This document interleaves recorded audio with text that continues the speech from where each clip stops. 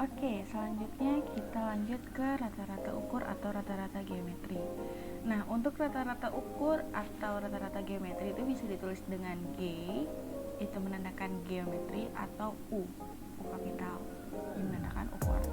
Nah, rumusnya itu adalah rata-rata geometri atau rata-rata ukur sama dengan akar pangkat N, di mana data 1 dikalikan dengan data 2, dikalikan dengan data 3, sampai dengan data ke N. Nah, sekarang kita lanjut ke rata-rata harmonis. Nah, rata-rata harmonis itu ada dua, yaitu rata-rata harmonis tak berbobot dan rata-rata harmonis berbobot atau berfrekuensi. Nah, yang pertama, rata-rata harmonis tak berbobot itu rumusnya adalah ini. Rata-rata harmonis ini bisa kita tulis H yang menandakan harmonis. Rata-rata harmonis sama dengan N atau banyaknya data dibagi dengan jumlah 1 per XI. Nah, tadi seperti yang kita ketahui, kalau misalkan di sini diketahui N-nya itu sama dengan 5, ya udah berarti 1 per XI ini kita jabarkan menjadi 5.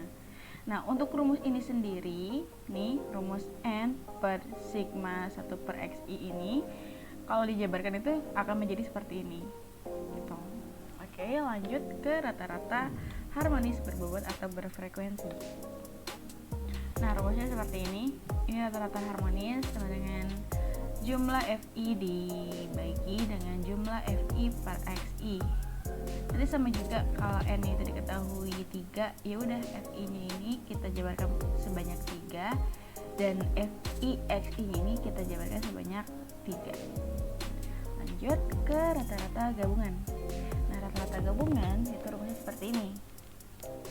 Rata-rata gabungan atau X bar gabungan, atau nanti itu bisa kalian tulis dengan X bar gab, itu singkatan dari X bar gabungan sama dengan rata-rata kelas A dikalikan dengan banyaknya data di kelas A ditambah rata-rata di kelas B dikalikan dengan banyaknya data di kelas B ditambah rata-rata kelas C dikalikan dengan banyaknya data di kelas C dibagi dengan banyaknya data di kelas A, B, dan C.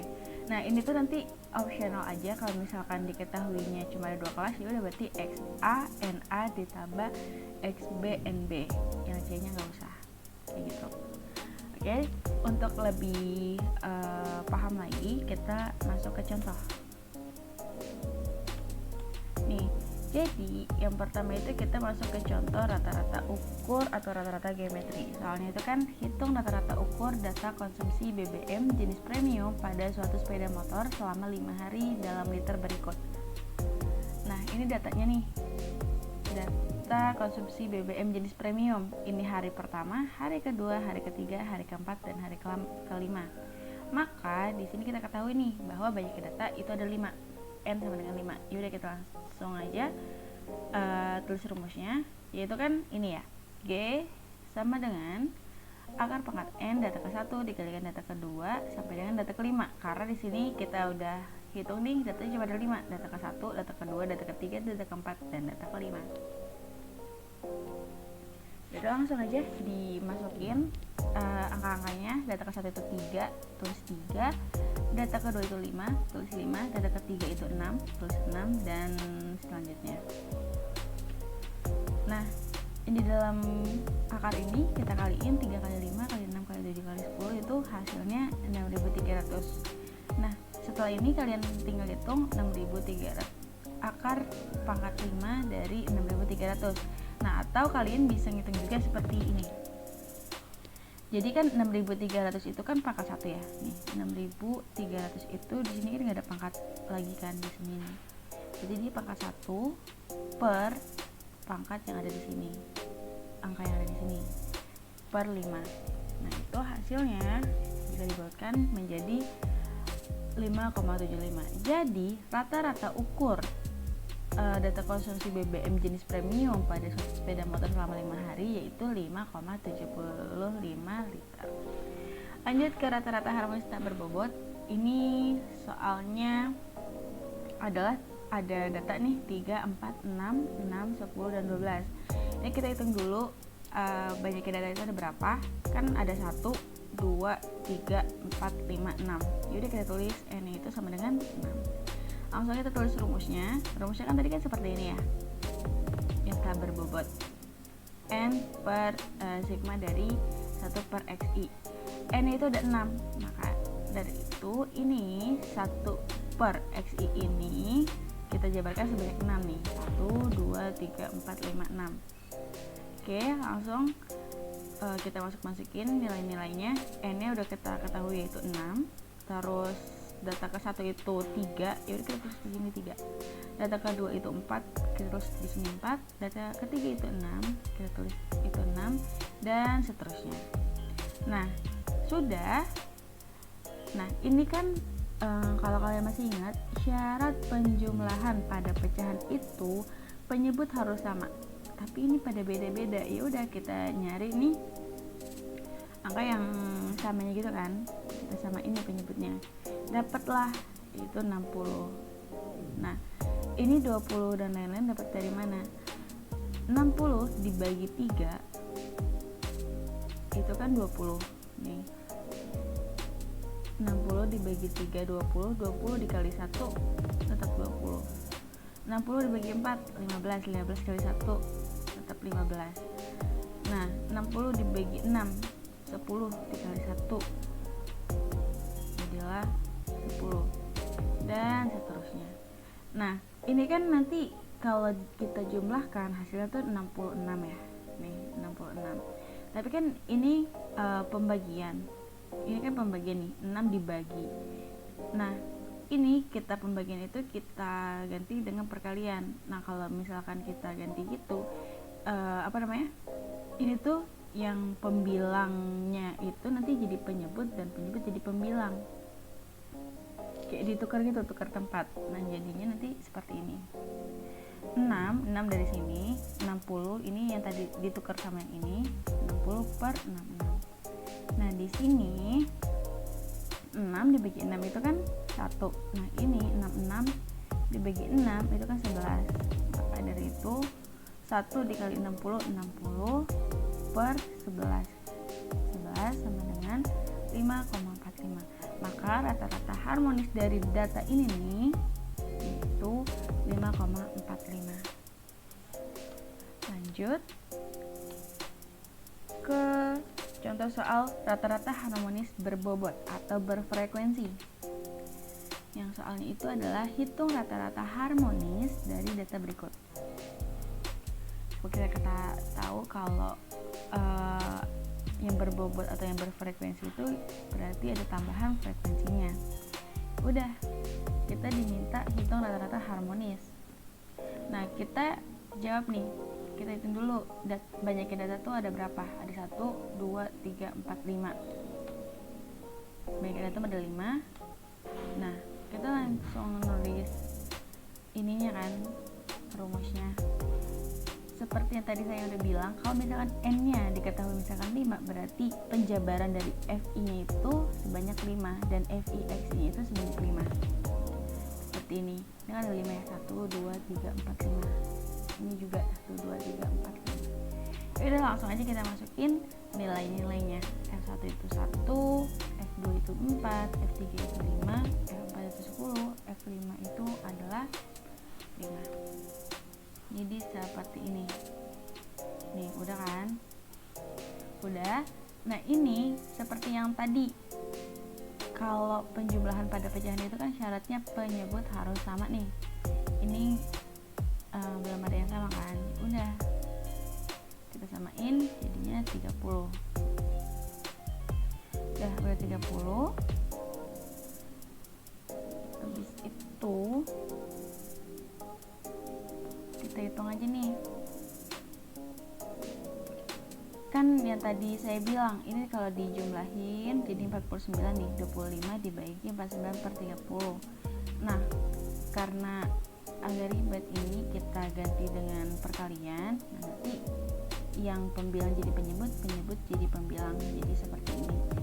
Nah, ini jika dioperasikan sama dengan 15,31, maka rata-rata harmonis berbobot dari data yang ada di atas itu adalah 15,31.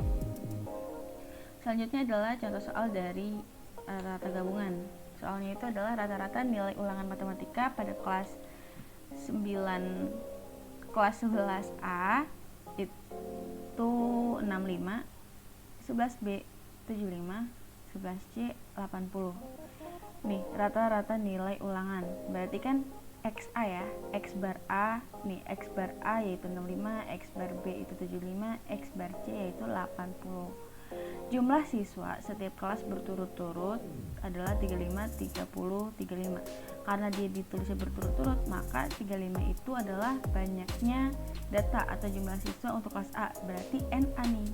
35 itu NA, 30 itu NB, 35 itu NC. Jawab, kita langsung masukin ke rumusnya. Karena ini ada 3 kelas, jadi berarti penjabarannya ada 3. 1, 2, 3. Tadi kan XA itu 65, XB itu 75, dan XY itu 80. Yaudah kita tulis aja. Nah ini kita kalikan. Nah sudah dikalikan seperti ini, nanti dijumlahkan menjadi 7.325 dibagi 100. Hasilnya adalah 73,25. Maka rata-rata nilai ulangan matematika dari ketiga kelas tersebut adalah 73,25. Oke, sekarang kita masuk ke rata-rata bagian data kelompok ya. Nah, data kelompok adalah data yang disajikan dalam interval tertentu dan setiap interval memiliki frekuensi.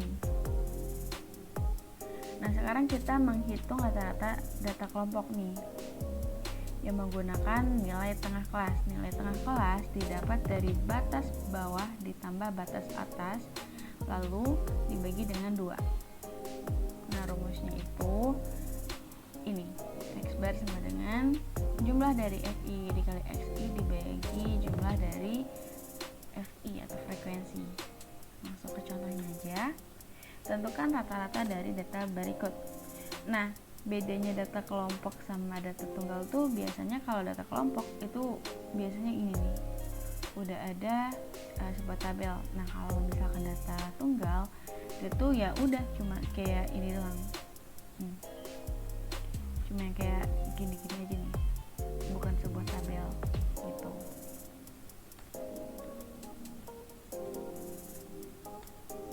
Nah, tadi kan data kelompok adalah data yang disajikan dalam interval tertentu yang memiliki dan setiap interval memiliki frekuensi.